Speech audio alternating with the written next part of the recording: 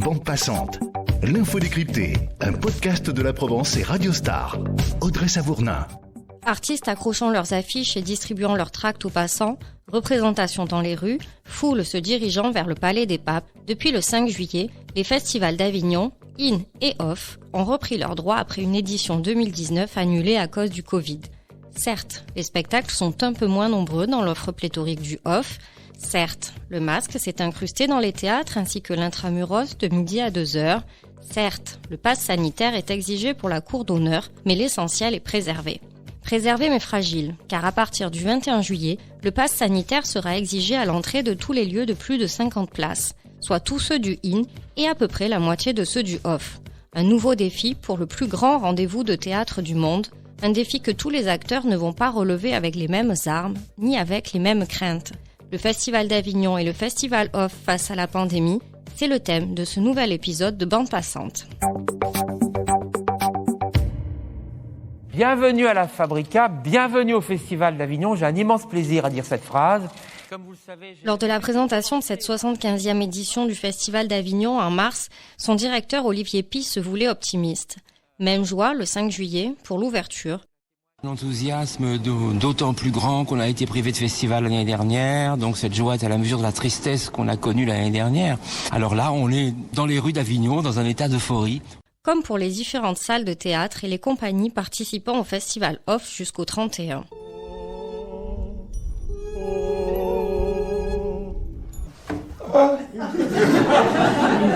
Ah oui, non, elle dit pas, hein. Sinon ça rajoute un pied à l'Alexandra.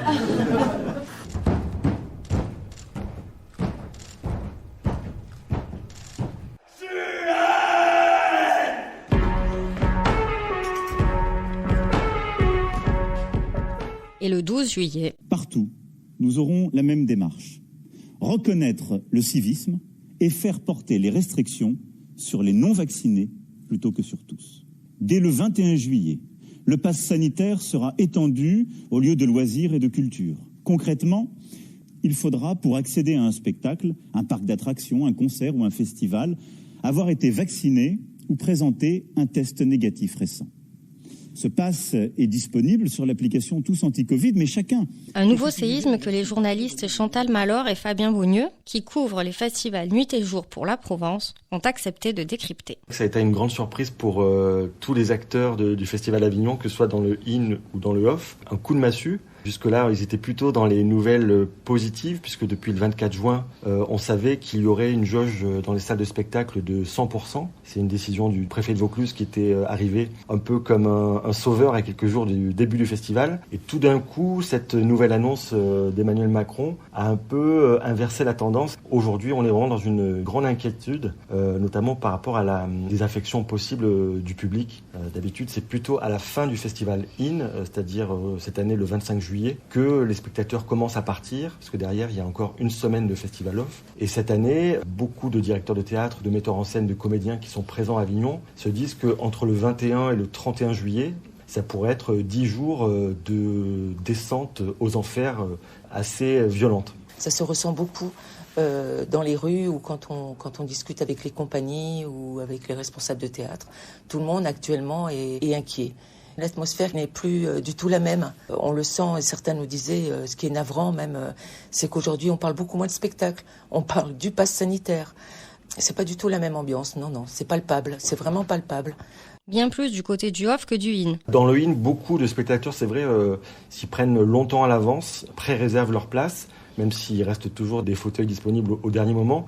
Dans le Off, c'est vrai aussi pour certains lieux qui sont très identifiés, qui ont un public fidèle, mais c'est vrai aussi qu'il y a beaucoup d'habitudes un peu au débeauté, c'est-à-dire les gens se disent le jour même qu'est-ce qu'on va voir, donc c'est notamment pour ces lieux-là que l'inquiétude est très forte. Et dans le Off, il y a aussi le risque d'une fin de festival à deux vitesses, parce que dans le Festival Off, il y a 116 lieux cette année, et uniquement 65 de ces 116 lieux sont concernés par le pass sanitaire à partir du 21 juillet, parce qu'ils ont plus de 50 places, et ça crée une forme d'injustice, parce qu'ils ne vont pas être confrontés aux mêmes problématiques pour les 10 derniers jours du Festival Off. Ce qui peut entraîner un report de spectateurs vers les plus petites salles ? Pas obligatoirement, parce que ça dépend aussi de ce qui est proposé dans ces salles. Si on prend l'exemple de salles avec une grosse jauge, il y a souvent des spectacles humoristiques ou des one-man shows. Pas sûr que ces spectateurs-là se retournent vers des salles qui proposent des spectacles plus intimistes ou plus intellectuels, entre guillemets. Est-ce qu'on se rapproche malgré tout des 1600 spectacles proposés habituellement ? Non, là, cette année, il y a 1070 spectacles dans 116 lieux, donc il y en a à peu près moins de 500 par rapport à l'année 2019. En fait, pendant tout l'hiver et une grande partie du printemps, il y avait encore une épée de Damoclès assez importante au-dessus d'Avignon. On ne savait pas si le festival aurait lieu, tout simplement. Et beaucoup de compagnies qui étaient en train de répéter aux quatre coins de la France ou même à l'étranger et qui engagent beaucoup d'argent, un budget conséquent, parfois au-delà de 20-25 000 euros pour le festival, ont hésité à venir, sachant qu'ils partaient dans l'inconnu. Et si tant est que le festival pourrait avoir lieu, ils ne connaissaient pas la jauge. Et dans un festival où on a engagé 20, 25, 30 000 euros pour essayer de vendre son spectacle à des producteurs, à des pro-amateurs, si on joue dans une salle avec une jauge de 35 ou 65%, tout de suite ça induit un risque financier qui peut être extrêmement préjudiciable pour la suite et la survie de la compagnie. C'est en ça que le festival IN, le festival officiel créé par Jean Villard et dirigé aujourd'hui par Olivier Py, et le festival OFF qui est apparu petit à petit dans les années 60 sont extrêmement différents. C'est que le festival OFF est aussi, et peut-être même avant tout, un marché du spectacle vivant. C'est-à-dire que les compagnies prennent des risques financiers, parfois jusqu'à être dans le rouge à la banque, en faisant des prêts pour venir à Avignon. On loue un théâtre, souvent c'est assez cher, le logement, le transport, dans l'idée de vendre son spectacle à des professionnels qui sont là pour ça. C'est-à-dire que les professionnels de toute la France, qu'ils soient directeurs de théâtre, qu'ils soient adjoints à la culture dans des communes de différentes tailles, qu'ils soient programmateurs officiels, ils sont à Avignon pendant quelques jours, quelques semaines, pour faire leur marché concrètement. Et d'ailleurs, il y a un chiffre qui est assez parlant, c'est que dans le festival OFF d'Avignon, s'achètent et se vendent chaque été 20% de l'ensemble des spectacles français qui ont lieu chaque année. Donc c'est quand même assez conséquent. Les programmateurs sont moins nombreux aussi ? Alors justement, sur les programmateurs, il y avait un vrai danger, puisque les compagnies se disaient « Est-ce que je vais aller à Avignon en juillet s'il n'y a pas de programmateurs susceptibles d'acheter mon spectacle ?» Il y avait 2600 programmateurs en 2019. Cette année, ils sont 1500. Alors c'est un différentiel de 1000 programmateurs en moins, ce qui peut paraître énorme, mais tous les spécialistes qu'on a rencontrés nous disent que 1500 programmateurs sur un festival off à minima dans une année aussi dramatique que celle que nous vivons en ce moment, c'est miraculeux. Les compagnies n'auront donc pas investi en vain. Elles ont par ailleurs été rassurées le 17 juillet par l'annonce d'un fonds de soutien créé par le ministère de la Culture. C'est un plan qui visera à compenser les pertes éventuelles dans les recettes de billetterie à l'issue de ce festival-là. Il concerne l'ensemble des théâtres et l'ensemble des compagnies, ce qui est une bonne nouvelle pour tout le monde. Voilà, il n'y a pas de critères restrictifs.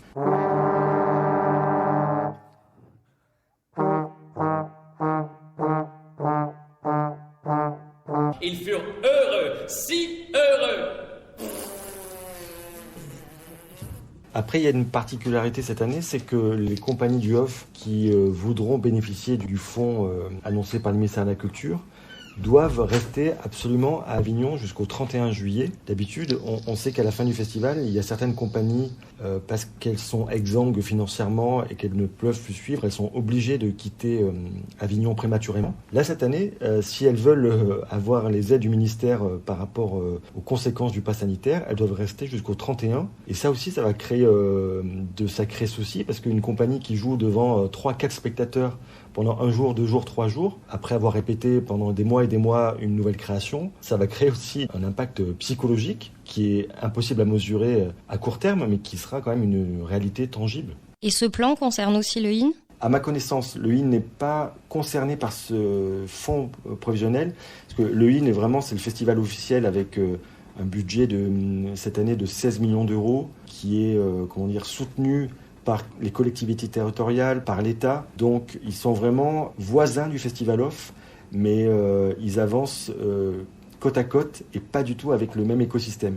Donc contrairement aux théâtres ou aux compagnies, et notamment celles et ceux qui sont très peu subventionnés, le IN, lui, n'a pas besoin d'aide financière parce que, de fait, comme ça s'est passé en 2020 avec l'annulation du festival, les collectivités compensent, et la subvention, l'année dernière, a compensé le manque de billetterie du IN. Donc ils n'ont pas du tout les mêmes problèmes. Bande passante, l'info décryptée. Du côté du IN, c'est d'ailleurs la mise en place du pass sanitaire dans une trentaine de lieux et non plus dans la seule cour d'honneur du Palais des Papes qui préoccupe le plus le directeur délégué du festival, Paul Rondin. Il faut contrôler entre 4 et 6 000 personnes chaque jour, après la proposition vers 11h du matin jusqu'à la dernière qui commence à 22h. Donc c'est considérable en termes de moyens humains et techniques. On n'a pas du tout le dispositif qui nous permettrait de manière mécanique ou automatique de lire par exemple tous les QR codes qui se présenteraient dans tous les lieux tous les jours. Et puis je ne vous parle pas des réseaux éventuellement Internet qui ne fonctionnent pas dans des lieux patrimoniaux, etc. etc., etc. Donc c'est une problématique qui va se déplacer sur un rapport à la confiance des personnels d'accueil qui regarderont ces passes sanitaires de la même manière qu'ils contrôlent les sacs. Mais c'est vrai que ça n'est pas comme on le fait à la cour d'honneur où là, systématiquement, le pass sanitaire est contrôlé par un détecteur de code. L'esclavage n'est pas fini. Si tu ne crois pas, viens en Libye.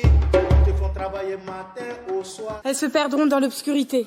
Laisse-moi. Veux-tu voir petite mère ? Oui, je veux la voir.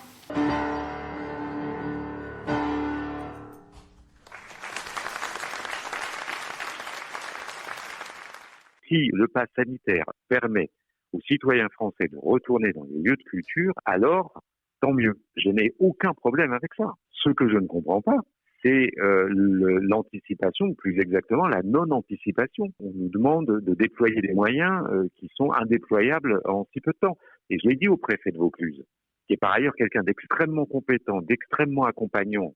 Vous n'avez pas réussi à faire porter le masque aux gens dans la rue. Pourquoi est-ce que vous, alors que les lieux de culture, les gens portent le masque et font attention, vous devez en plus ajouter là dans la précipitation cette histoire de généralisation du pass sanitaire? Autre interrogation. Pourquoi un tel décalage entre la restauration, les bars qui, eux, verront ce pass sanitaire s'imposer à eux le 1er août et les lieux de spectacle, de culture qui doivent commencer dès le 21 juillet, d'autant plus que les lieux de culture ont vraiment montré à quel point ils respectaient tous les protocoles sanitaires. Vous savez, le protocole du Festival d'Avignon, c'est plus de 150 pages. Donc, on a travaillé, on est raisonnable, et les spectateurs, vous le voyez dans les salles tous les jours, nos salles sont pleines et pleines de gens qui ont un masque sur le nez et sur la bouche. Donc, ça pose une vraie question, quoi, sur une forme d'acharnement, pardon d'employer ce terme, mais on a l'impression que les bons élèves sont punis un peu. Punis et pénalisés doublement, puisqu'au-delà de la problématique logistique, se pose à la marge la question de la baisse de la fréquentation. Sans parler d'une désertion des spectateurs, qu'il puisse y avoir un tassement. Et finalement, vous savez, un festival, ça vend des billets jusqu'au bout, jusqu'au dernier jour, même si la très grande partie des billets sont prévendus.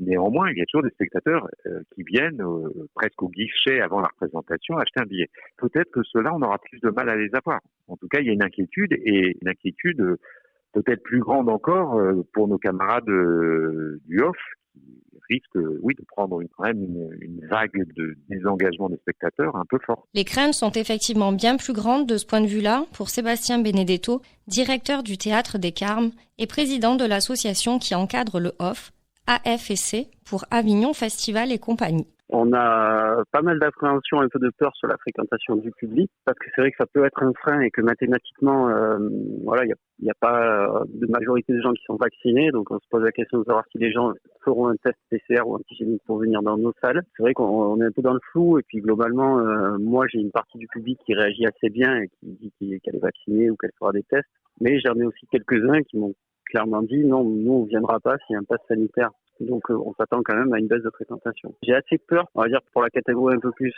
comédie, stand-up, parce que je pense que c'est un peu plus une population qui vient flâner dans Avignon, profiter du festival et voir une pièce se laisser tenter dans la rue par une pièce en passant devant un théâtre ou en se faisant tracter. Et ces gens-là, s'ils ne sont pas vaccinés, je ne sais pas s'ils vont faire un test PCR juste pour voir un spectacle. Après, pour nous, où il y a des spectateurs, je les appelle un peu les spectateurs professionnels, où ils voient 4-5 spectacles dans la journée, ceux-là, s'ils ont décidé de venir, s'ils ne sont pas vaccinés, je sais qu'ils feront un test parce que voilà, ils avaient prévu de venir au théâtre et que Avignon, c'est leur rendez-vous aussi pour voir des spectacles. Donc là, il y aura moins de réticence. D'autant que 9 pharmacies intramuros pratiquent les tests antigéniques et 2 sites sont dédiés aux tests PCR. restera ensuite à accueillir ce public. L'organisation est quand même assez conséquente et le temps d'entrée du public dans les salles, quand on a plusieurs séances dans la journée, ça pose vraiment problème. On peut pas se permettre d'avoir des retards. C'est vrai que là, du coup, le fait d'avoir agrandi l'espace entre les spectacles, ça va nous servir. Du coup, c'est vrai que moi, j'ai même 1 heure minimum entre les spectacles et je peux me permettre de faire entrer le public 20 minutes avant. Donc, j'espère y arriver. Il y a une application qui a été sortie qui marche assez bien, qu'on a testé. De toute façon, je vais devoir réorganiser et avoir une personne de la billetterie qui vient en plus pour contrôler ça, parce que je peux pas demander à une personne de tout vérifier. Moi, les spectacles qui sont complets actuellement, qui sont 180 personnes,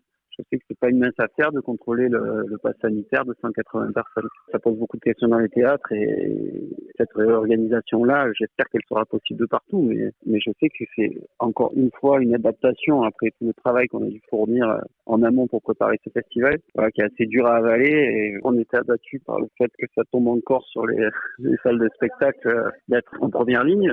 On le fait, nous, c'était vital pour nous, pour le territoire d'Avignon. On se devait d'être mobilisés et de tenir ce festival pour tous, que ce soit pour les artistes, le public ou les habitants. Donc on a tout mis en œuvre pour le faire. Mais on lance vraiment un appel au public d'être solidaire et de venir dans les salles dans la dernière semaine malgré le pass sanitaire. C'est le moment où jamais on a besoin d'eux pour nous soutenir, pour soutenir les artistes. Et c'est un moment important pour le spectacle vivant, pour le théâtre français où on se retrouve tous à Avignon. Et cette dernière semaine, elle est importante aussi pour ça. C'est la fin de ce bande passante. Merci de l'avoir écouté. Merci aussi à nos interlocuteurs. Pour accéder à d'autres épisodes passés ou à venir, rendez-vous sur les plateformes habituelles.